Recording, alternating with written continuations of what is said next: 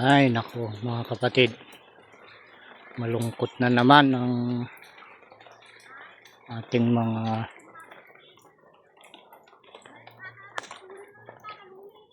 kababayan na naunang nagbuburas kagaya kahapon.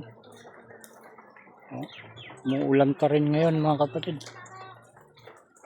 Napanood nyo yung vlog ko kahapon. Kahapon Miyerkules. Ay, Webes ba?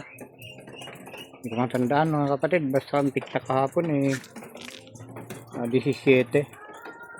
At ngayon ay 18. Dito sa buwan ng Marso. Ayan. Oops! Kapitan dumaan. Ayun. Ito nga. Ganito pa rin yung panahon. Ayan. Ulan pa rin ng ulan. Diba? Iba yung panahon natin ngayon. 2026. Ibang panahon ngayon. 2026.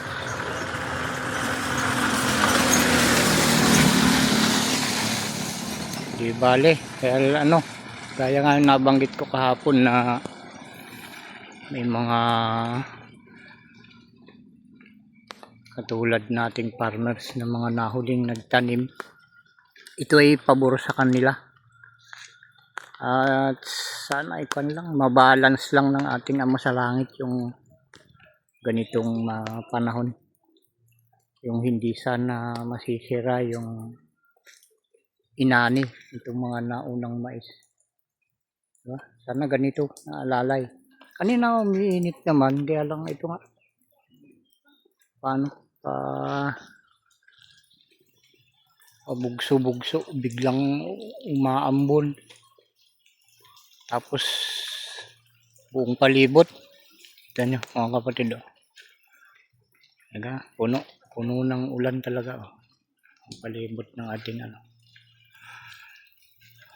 barangay Singgabiya, Baggaw, Cagayan. Ayan, in-update ko lang kayo mga kapatid sa sitwasyon ng ating panahon ngayon, lalong-lalo na dito sa aming lugar, Singgabiya, Baggaw, Cagayan. Ayan lang muna mga kapatid. Ayan ang inyong kapatid. Kapatid vlog. Bye bye.